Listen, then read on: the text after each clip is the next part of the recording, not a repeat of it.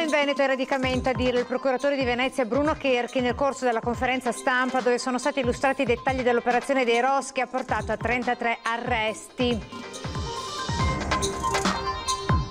È stata la fanfara a chiudere ieri sera a San Donà di Piave la giornata di commemorazione dei 4 ragazzi morti un anno fa a Jesolo. Vogliamo giustizia, dicono i sindaci, appella ai giovani del sindaco Zoggia.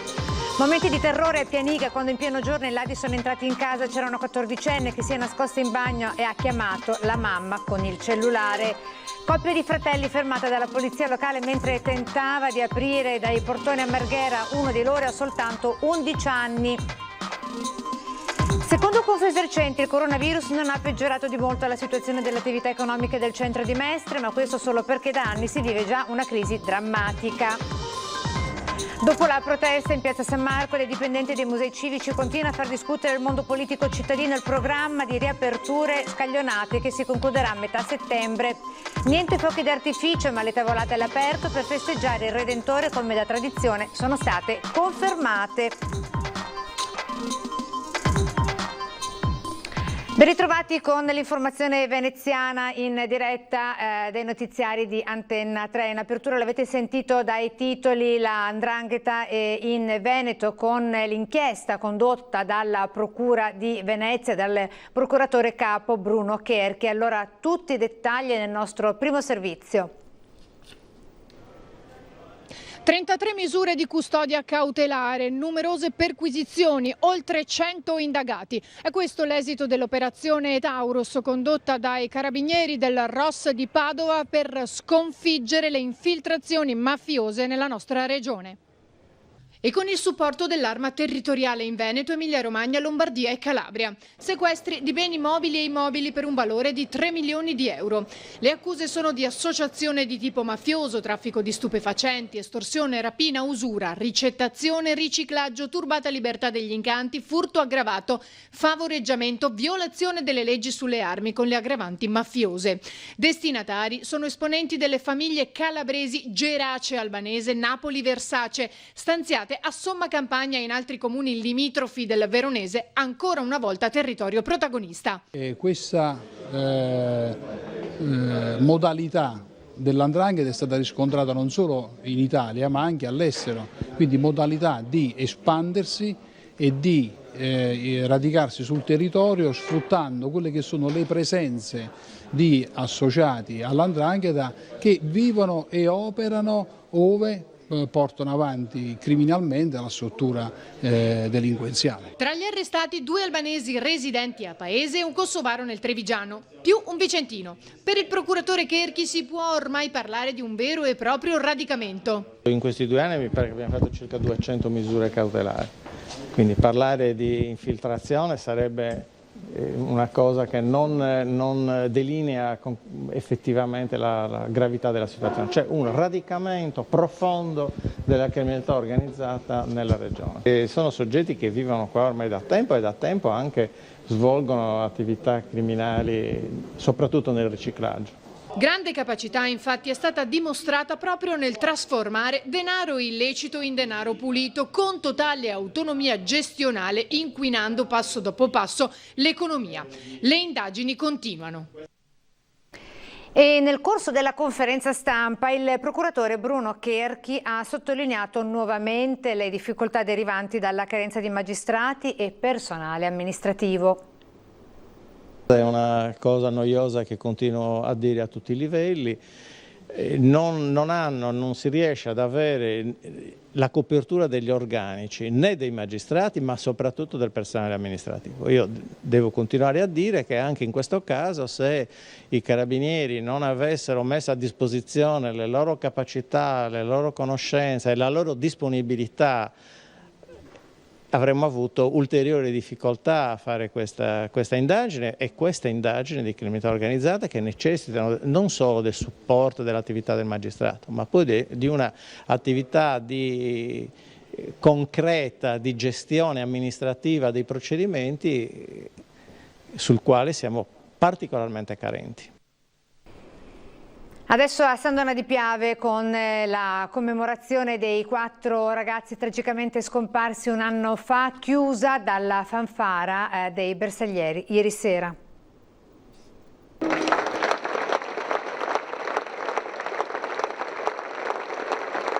Un lungo applauso ha accompagnato il lancio dei palloncini con i nomi di Riccardo, Leonardo, Eleonora e Giovanni, un brivido ha così percorso Piazza Indipendenza nel cuore di San Donà, ma un anno esatto dal tragico incidente il loro ricordo è stato affidato alle note apparentemente spensierate della fanfara come finale di una giornata di ricordo. Tanti giovani presenti, a loro si è rivolto il sindaco Cereser. Io non sono di quelli che pensano che i ragazzi sono il nostro futuro. Io sono di quelli convinti che i ragazzi sono il nostro presente. È importante aver fiducia in loro e star loro vicini anche quando magari non condividiamo tutto quello che fanno. C'è però chi ha invocato giustizia, come il sindaco di Musile, che come tutti guarda alla data del 18 luglio, quando è attesa la sentenza nei confronti del 27enne romeno accusato di omicidio stradale e omissione di soccorso. La richiesta del PM è di 8 anni di reclusione, troppo esigua per i familiari. E vi dico che ci sarà anche presto il tempo della giustizia, quindi abbiate un attimo di pazienza, ma sono sicura che chi ha sbagliato pagherà per quello che ha fatto. E dal palco è partito anche un pesante j'accuse del sindaco di Jesolo, protagonista in queste settimane di diverse ordinanze contro la movida selvaggia. Purtroppo io vedo e noto da sindaco, ma non solo da sindaco, che troppi giovani, tantissimi giovani, giovanissimi ripeto, vengono a Jesolo non per divertirsi, per far conoscenze, per mangiare la pizza, ma vengono, adesso si usa il termine sballare. Mi chiedo, ma perché? Perché sta succedendo questo? E quindi io non ho ovviamente una risposta, cerco di darmela come penso tutti voi. E quindi mi chiedo, ma dove stiamo sbagliando? E nella serata dedicata ai 4 angeli c'è spazio per tanti grazie, come quelli pronunciati dalla mamma di Riccardo, Romina Ceccato, che ha presentato la sua Alba, associazione che si occuperà di informazione e sensibilizzazione sui temi della sicurezza. L'obiettivo è principalmente uno. Possa essere utile a salvare altre vite o perlomeno a collaborare. Le note della fanfara hanno fatto il resto, su tutti il brano 20 anni, un inno alla giovinezza, anche a quella che non c'è più.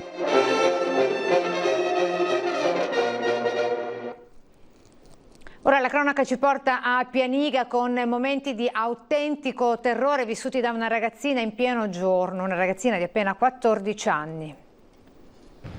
Sono le 12, pieno giorno, zona residenziale al Rivale di Pianiga. 2 auto si infilano lungo questa stradina privata. Qui abita la famiglia di Antonella Ragusa. Lei è al lavoro, sua figlia 14enne è in casa, in camera sua.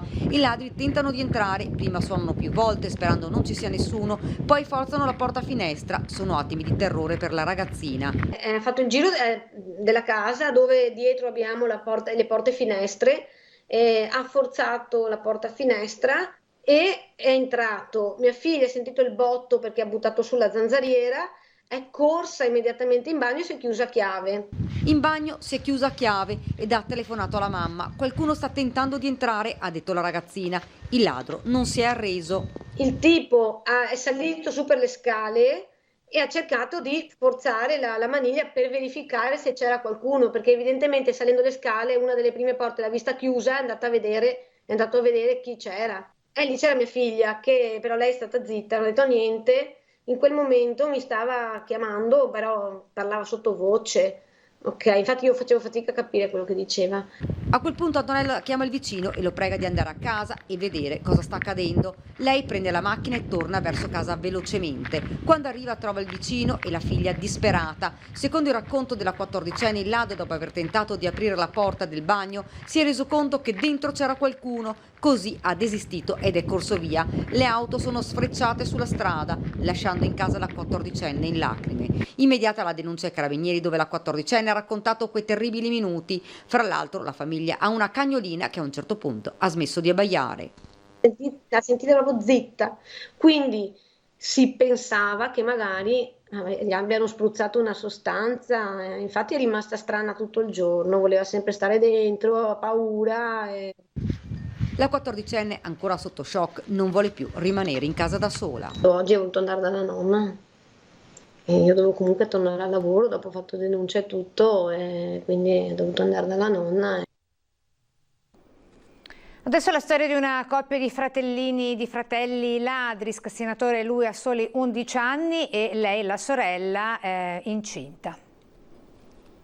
Due fratelli, una ragazza di 26 anni e un ragazzino di 11, sono stati sorpresi dagli agenti della polizia locale mentre tentavano di aprire alcuni portoni in via Rizzardi a Marghera.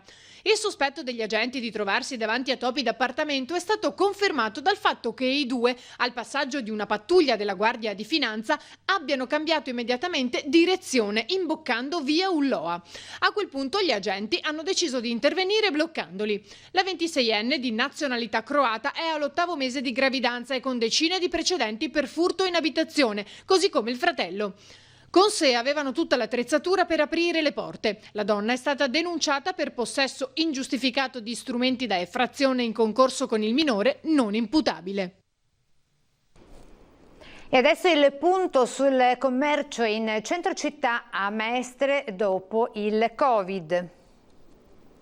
La semestrale rilevazione di Confesercenti sullo stato di salute delle attività economiche del centro di Mestre non poteva arrivare in un momento più significativo di questo. La precedente era stata infatti realizzata a febbraio, poco prima del lockdown. Ciò significa che in base ai dati raccolti è possibile stabilire quanto il coronavirus abbia inciso sul tessuto commerciale cittadino. Sostanzialmente c'è una stabilizzazione del numero di attività vuote, di vuoti urbani, di negozi sfitti, che si attesta attorno al 24%. Era poco sotto il 23% a febbraio, quindi per il momento non ci sono dati eclatanti di peggioramenti o di questa natura. La buona notizia è quindi che l'emergenza economica provocata dal Covid-19 non ha intaccato, se non per ora in minima parte, le attività commerciali del centro di Mestre. La brutta è che non l'ha fatto perché nel centro di Mestre il commercio era già in crisi di suo. Nel 2012 il dato dello sfitto era attorno all'11% e nel 2020 appunto è il 24%. Teniamo conto che generalmente quando si fanno analisi di questo tipo un dato che superi il 12-13% è considerato di forte crisi, quindi noi siamo oltre il doppio di quello che dovrebbe essere il limite per considerare in crisi un centro urbano dal punto di vista dell'offerta commerciale. La zona presa in considerazione va da via Palazzo a via Mestrina, da piazza Barchi a via Circonvallazione, un'area di Mestre che comprende circa 700 vetrine tra attività commerciali, bar, ristoranti, parrucchieri, artigiani, banche e quant'altro. Tra quelli in difficoltà sicuramente l'abbigliamento, la ristorazione che ancora oggi risente di restrizioni e di poca propensione appunto per i clienti a tornare nei ristoranti. Gli alimentari di vicinato invece magari in questo periodo hanno recuperato quote di mercato anche rispetto ai centri commerciali. Elezioni comunali con la giornata di presentazione per Verde e Progressista. Conosciamo questa lista allora.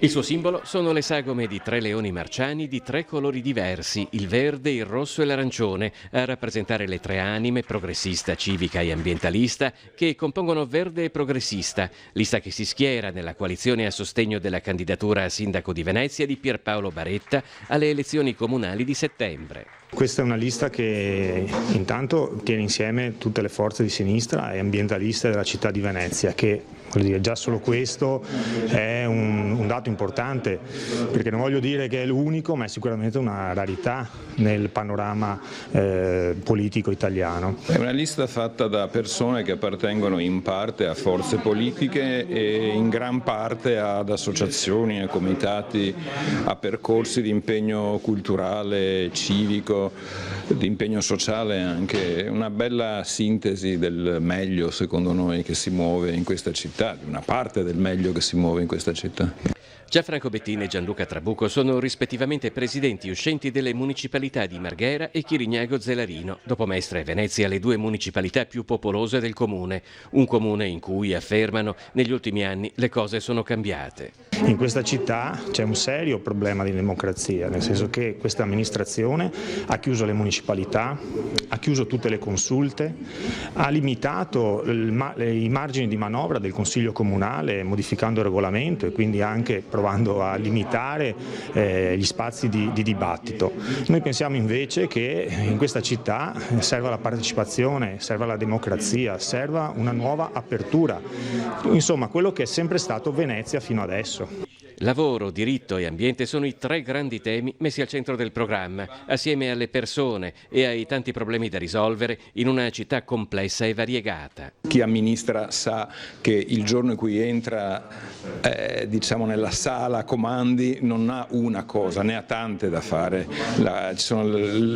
È la condizione delle persone ovunque si trovino, nei luoghi di lavoro, nei luoghi in cui manca il lavoro, nei luoghi in cui il lavoro è diventato difficile, nei luoghi in cui vivere è diventato difficile. È tutto questo che per prima cosa dobbiamo affrontare. Adesso in centro storico a Venezia, dove monta la protesta per la riapertura scaglionata dei musei. Che i musei tornino ad appartenere alla città, anche perché vedete questa gente fa fatica ad arrivare a fine mese perché sono in cassa integrazione, lavorano poco, lavorano male, non sanno quando ricominceranno a lavorare. Francesca Ranieri è una guida turistica e conosce personalmente tanti dipendenti dei musei civici veneziani. A inizio giugno, assieme a tanti colleghi, è stata tra le partecipanti ad un flash mob davanti alla Basilica della Salute. Per questo ha deciso di portare la sua solidarietà a chi manifestava in piazza San Marco e anche per questo ha deciso di candidarsi con la lista civica Terra e Acqua 2020. Ci sono tanti veneti o magari gente che viene da altre parti d'Italia che magari ha già visto Palazzo Ducale, vorrebbe conoscere gli altri musei civici e non può perché sono chiusi. E purtroppo quindi anche noi stiamo subendo questa crisi. Le chiusure per Covid e le riaperture post-Covid dei musei civici veneziani sono entrate di prepotenza in un dibattito politico reso ancora più vivace dall'avvicinarsi delle elezioni amministrative e dal fatto che altre realtà gestite da altri enti, dalla Basilica di San Marco alle gallerie dell'Accademia, sono già in attività. A mio avviso è assolutamente una cosa assurda che deve finire qui. Se noi rispettiamo tutte le regole del comitato tecnico scientifico e quindi continuiamo a indossare la mascherina, ci laviamo frequentemente le mani, evitiamo gli assembramenti, penso non ci sia nessun problema. La decisione al momento è quella di aperture scaglionate dei musei civici. Se a breve, dopo un periodo di apertura nella seconda parte della settimana, Palazzo Ducale tornerà a orario pieno, l'ultima riapertura, il Museo d'Arte Contemporanea di Capesaro, è prevista per metà settembre. Si tengono i musei chiusi perché non ci sono visitatori. In realtà dovrebbe essere l'esatto contrario, i musei e la cultura dovrebbero essere aperti per fare da volano alla ripartenza della città. E a proposito di ripartenza della città per la festa del Redentore, come noto, lo sapete, non ci saranno i fuochi d'artificio, però sono state confermate le tavolate come da tradizione.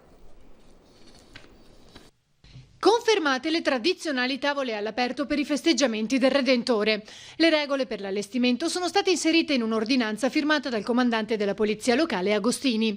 La richiesta di occupazione di suolo pubblico in prossimità della propria residenza sarà consentita solo per chi abita in centro storico dalle 18 di sabato 18 luglio, con la comunicazione alla municipale entro mezzogiorno di venerdì 17, all'indirizzo comando.pm@comune.venezia.it, allegando un apposito modulo e il proprio documento di identità. Escluse Area Marciana e Riva degli Schiavoni. Ogni tavolata dovrà avere a disposizione una soluzione idroalcolica per la disinfezione delle mani e tra le occupazioni dovrà essere garantito uno spazio di almeno 1,5 metri in modo da favorire gli spostamenti. Lungo le rive, inoltre, le tavole dovranno essere posizionate lato acqua. Al termine della festa si dovrà rimuovere tutto entro l'1 di notte, lasciando lo spazio libero da rifiuti. La festa del Redentore si terrà sabato prossimo 18 luglio, allora vediamo quali sono le previsioni del tempo previste per le prossime ore. L'edizione veneziana si conclude qui, grazie per essere stati in nostra compagnia, arrivederci.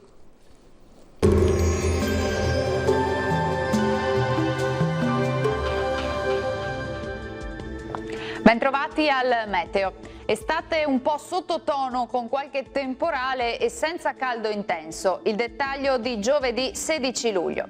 Sul Veneto prevale il bel tempo, sarà soleggiato in pianura e verso la costa, qualche addensamento in più in montagna e qui nel pomeriggio e in serata potrebbero verificarsi degli acquazzoni in estensione col passare delle ore anche alle zone limitrofe. Temperature gradevoli, minime fino a 18 gradi, valori massimi compresi invece tra 23 e 30 gradi all'incirca. Ci spostiamo ora sul Friuli Venezia Giulia, sole su tutto il territorio regionale al mattino, dalle ore pomeridiane rovesci sui rilievi possibili fin sulle zone pianeggianti. Temperature minime tra 15 e 19 gradi, valori massimi sui 26-27 gradi. Infine uno sguardo alla situazione del Trentino Alto Adige, qui avremo occasionali temporali alternati a pause più asciutte e anche maggiormente soleggiate. Temperature minime sui 14-15 gradi, massime sui 26-27 all'incirca.